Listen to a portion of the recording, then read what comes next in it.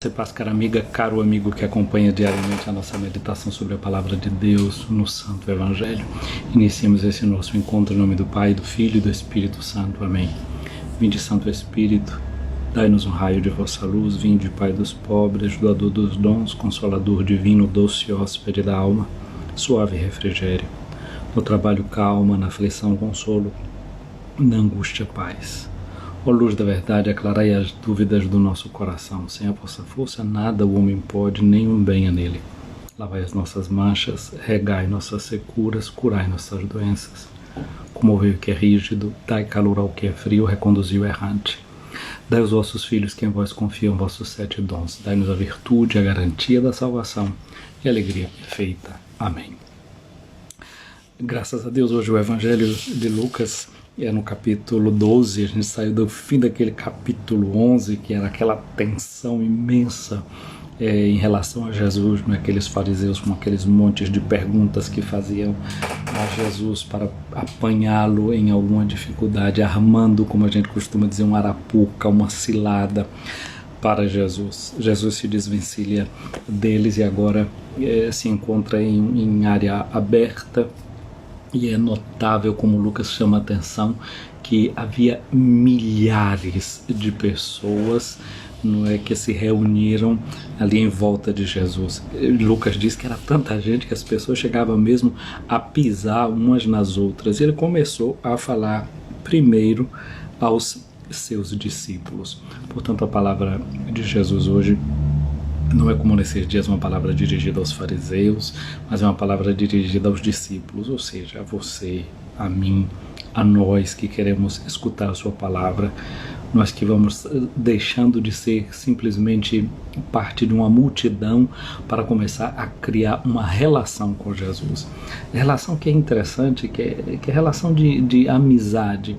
O capítulo 15 do Evangelho de João, no versículo 5, Jesus vai dizer para os seus discípulos: eu não chamo vocês de servos, eu chamo vocês de amigo, porque eu dei para vocês a conhecer tudo aquilo que eu escutei do meu Pai. Portanto, Jesus nos tira de uma relação distante para nos fazer próximos dele. É interessante que hoje a igreja celebra a memória de Santa Teresa de Ávila. No Brasil também hoje se celebra o Dia dos Professores. Então, um abraço a você, educadora, a você, educador. Professor significa alguém que professa. A gente conhece muito esse termo quando falamos, por exemplo, de profissão de fé.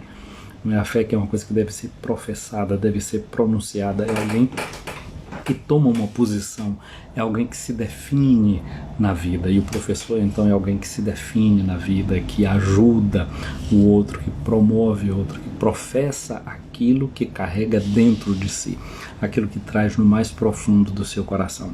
E Santa Teresa de Ávila é realmente uma grande mestra. A igreja, no ano de 1970, proclamou Santa Teresa de Ávila doutora da igreja. Esse título de dizer que ela realmente é uma mestra, que ela tem uma doutrina que é válida, que serve para todos nós. E Teresa de Ávila, quando ela vai falar da oração, ela vai dizer que oração é tratar de amizade com Deus, é relação de amizade.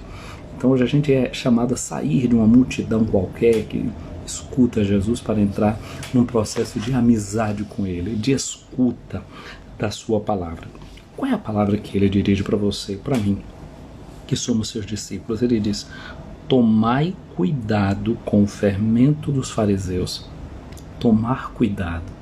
Como é bom quando a gente tem perto da gente uma pessoa que é cuidadosa, que nos alerta, que abre os nossos olhos, que chama a nossa atenção, que nos corrige, que nos indica as coisas que a gente pode fazer. Você tem amigos que são assim, que são preciosos para você, que te dão uma mão, que te alertam, que te ajudam, que te mostram quando você pode estar falhando ali em alguma coisa.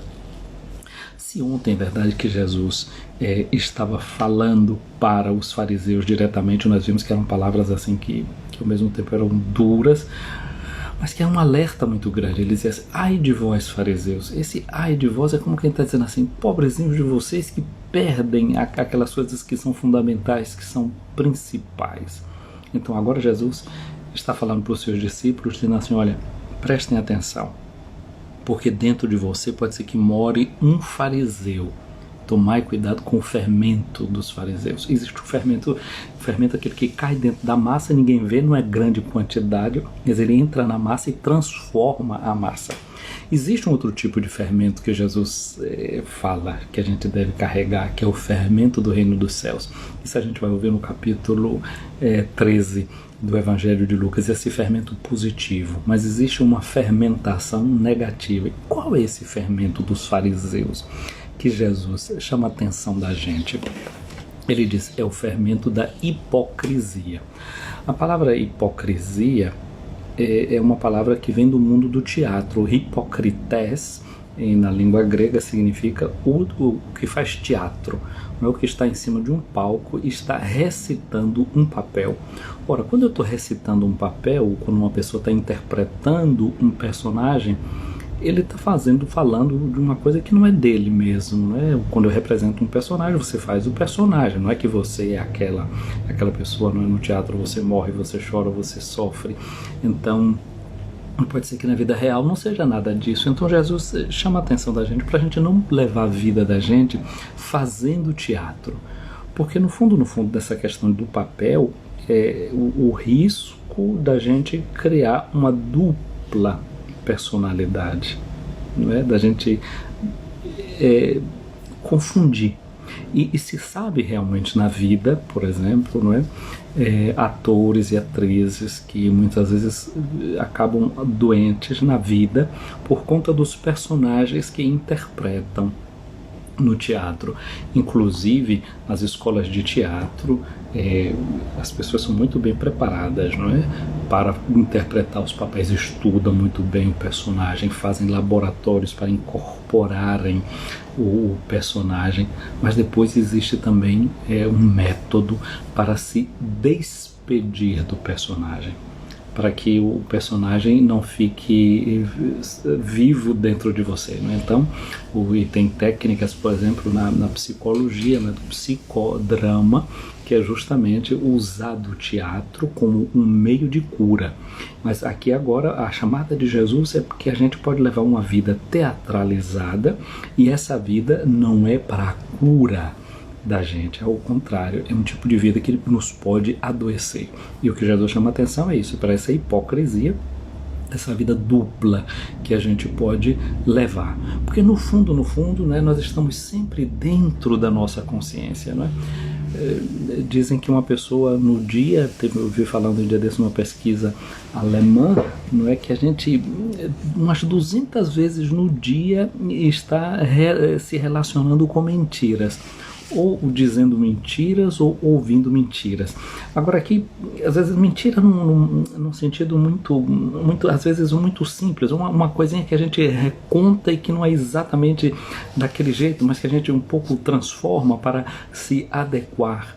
Então, está submetido a essa energia que dentro da gente está sempre dizendo a gente não foi bem desse jeito, ou a gente que decora um certo papel na vida e a gente vai repetindo continuamente uma espécie de personagem, não é? Ou do personagem sofredor, e a gente acaba, ou do vitorioso, né? Seja lá o que for, uma coisa que não condiz com a nossa realidade. Mas o interessante é que de a gente tanto contar ou recontar isso, a gente acaba acreditando nisso e o personagem que a gente vai vivendo ganha vida própria dentro da gente, como uma espécie de vida parasitária dentro da gente, vive dentro da gente como um parasita. Isso aí ele vai também, esse tipo de coisa vai roubando a energia da gente, vai roubando o sentido de viver da gente. Então Jesus chama atenção para esse fermento aí, essa hipocrisia que pode estar dentro da gente, levando a gente a viver vida dupla, e viver essa vida dupla vai consumindo a energia da gente. Então esse chamado de Jesus para nós, para que tomemos cuidado, uma forma que a gente tem de cuidar da gente, ou seja, cuidar da nossa vida interior, cuidar da unidade do ser da gente, da unidade da nossa vida, porque isso é muito mais econômico. Se a gente não precisa estar dando respostas para o lado de fora e vivendo em sintonia com a nossa essência.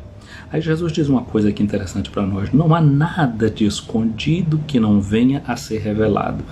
Então às vezes a gente fica gastando tanta energia para esconder alguma coisa que já dentro da gente a gente sabe que não é dessa forma.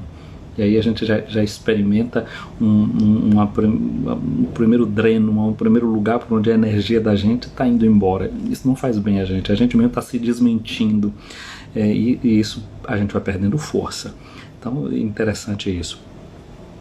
Tudo que é nada de escondido que não venha a ser revelado, inclusive esses pensamentos da gente. É por isso que na missa a gente diz: confesso a Deus Todo-Poderoso e a vós, irmãos e irmãs, que eu pequei muitas vezes por pensamentos, palavras, atos e omissões, porque até esse pensamento nosso a gente tem que ter a capacidade de revelá-lo a nós mesmos e diante de Deus, porque o pensamento normalmente ele se transforma em um sentimento e depois ele se transforma num acontecimento, em algo de fato, em algo que se torna real. Por isso esse cuidado que a gente deve ter já de ir na raiz das ações da gente, está lá no pensamento. Que tipo de pensamento a gente anda nutrindo para que com ele a gente não perca a energia do viver.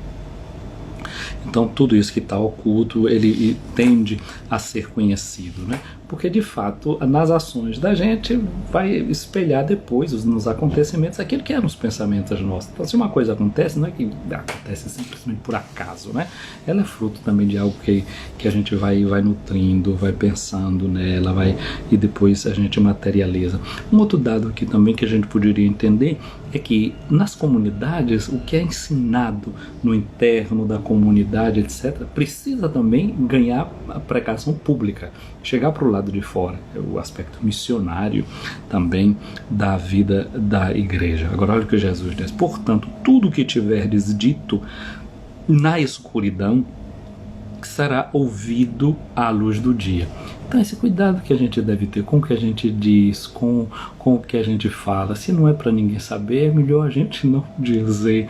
Porque quantas vezes a gente diz uma coisa, a pessoa diz que está dizendo pela confiança, isso, aquilo outro, e depois aquilo vem para fora por vias contortas e causa tantos dissabores, né? Portanto, essa chamada de Jesus para a coerência é muito importante. A coerência no que a gente pensa, com o que a gente fala, com o que a gente sente. Depois tudo vai, não é, se encarrilhando, senão a gente realmente sofre. Tudo que tiverdes pronunciado ao pé do ouvido, no quarto, será proclamado nos telhados. Pois bem, meus amigos, olha aqui como Jesus olha para a gente, chama a gente de amigos. Isso que eu falava, né, dessa relação de Santa Teresa, que diz que a oração é lidar com um amigo. É assim que Jesus lida conosco. Ele olha para a gente como amigo. Chamou atenção, não é preciso esse fermento de farisaísmo que a gente pode carregar dentro da gente. E aqui está o motivo pelo qual ele se dirige a nós, porque ele sente que é nosso amigo. Ele se sente nosso amigo. Pois bem, meus amigos, eu vos digo, não tenhais medo daqueles que matam o corpo e não podem fazer mais do que isso. Aqui a gente entra de novo em uma das coisas de Santa Teresa de Ávila que a gente está celebrando hoje. Aquela oração dela que é muito famosa, né? Nada te turbe, nada te espante. A quem Deus tem, nada lhe falta, só Deus basta. Nada te turbe, nada te espante. A quem tem Deus, nada lhe falta. Não te perturbe, nada te espante. Só Deus basta. Só Deus basta. Qual é um dos grandes medos que todos nós carregamos na vida? É o medo de morrer. Sexta-feira, não é? Lembra para nós a criação do homem, Adão, criado no sexto dia, e a morte de Jesus, um novo Adão que nos redime. Na morte de Jesus, a nossa morte ganha sentido, porque ele é o vencedor da morte.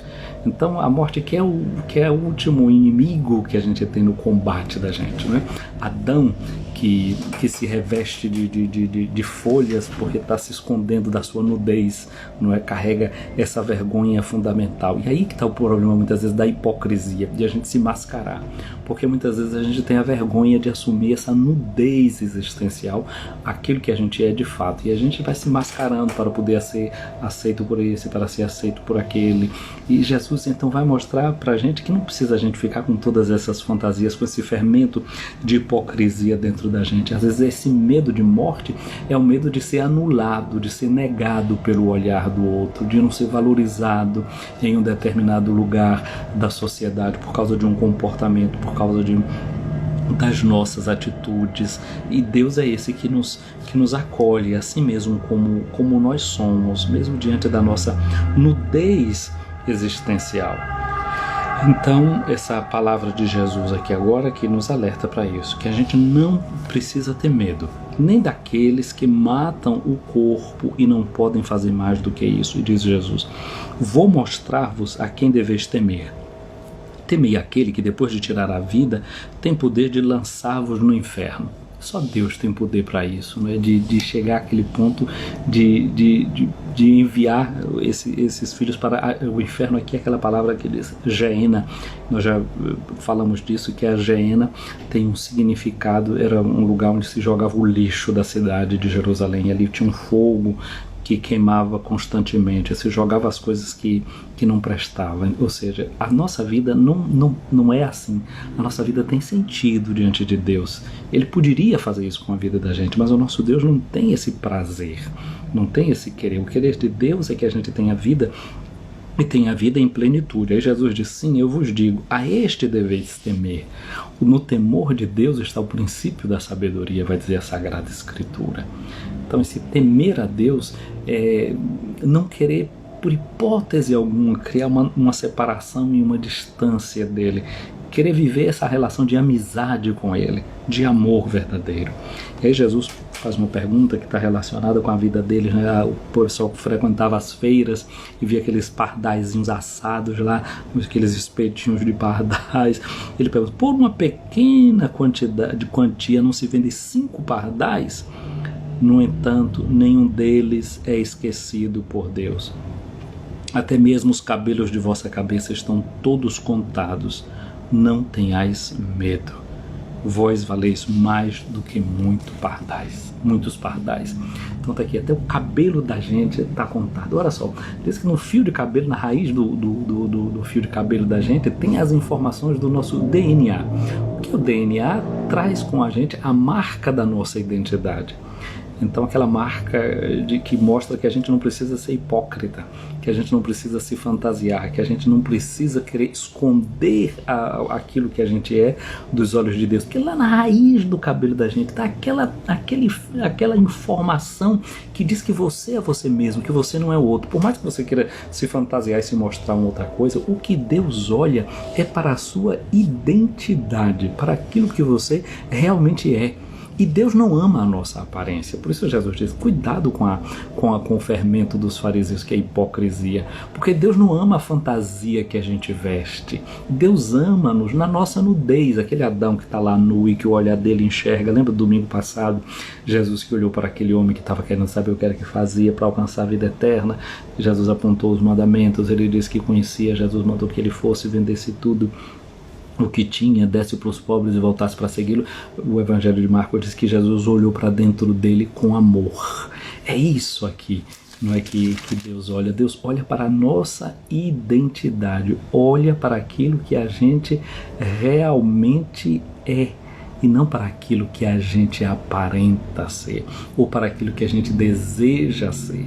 O que a gente deve querer é ser como Deus nos enxerga, ser como Deus nos vê, e nisso encontrar a liberdade da gente, o sentido para a nossa existência. Portanto, no dia de hoje, a gente agradece a Deus por isso, porque a nossa vida tem sentido, nossa vida tem valor diante dele. E aprendamos com o exemplo de Santa Teresa a dizer a Deus, não é, que a gente não quer que nada nos perturbe, que nada nos espante, e queremos criar uma relação de amizade e de amor com Ele. Então, gente querida, eu quero fazer chegar a você aqui o meu abraço nessa manhã de hoje. Vamos ver aqui, já vi aqui, tem a Vânia Brito, um abraço para a Odaleia, para a Thais Sena, bom dia. Para Mima Costa, né, e lembramos, rezamos por ela, e pelos seus familiares, e quero rezar por tantas outras pessoas que esses dias têm me chegado tanta notícia assim no privado de gente fazendo cirurgia, descobrindo certas doenças. Então quero lembrar aqui todas essas pessoas e dizer para elas essa palavra de Jesus: nada nos espante, não é? Mesmo que a gente esteja sofrendo no corpo, tem também algo muito mais importante dentro de nós que ninguém pode tocar, e é importante que a gente conserve esse núcleo sadio, mas esse núcleo mais profundo do coração da gente, onde doença nenhuma pode entrar, onde doença nenhuma pode chegar, e deixar que esse centro da gente seja sempre amado por Deus, não é, querido por Deus. Então, lembrando aqui, falava de Mina, não é? E rezando pelos pais dela. Um abraço aqui para Mônica. E Mônica diz aqui, pede a bênção e pede... parabéns, Mônica. Parabéns para você, dia do professor, da professora, dia de Santa Teresa e dia também do teu aniversário. Deus te abençoe, Deus te guarde sempre, sempre, sempre. Muita luz, muita paz no seu caminho. Continue sempre essa pessoa comprometida com a vida dos irmãos e das irmãs como você é, iluminando, sendo luz na vida de muita gente. Mônica é dos meus tempos de pastoral de juventude, né? Estou vendo aqui a Thais Sena, que também anima a pastoral de juventude aí da nossa diocese de Amargosa. Pois bem, essa Mônica aqui, Thais, do meu tempo de jovem, viu?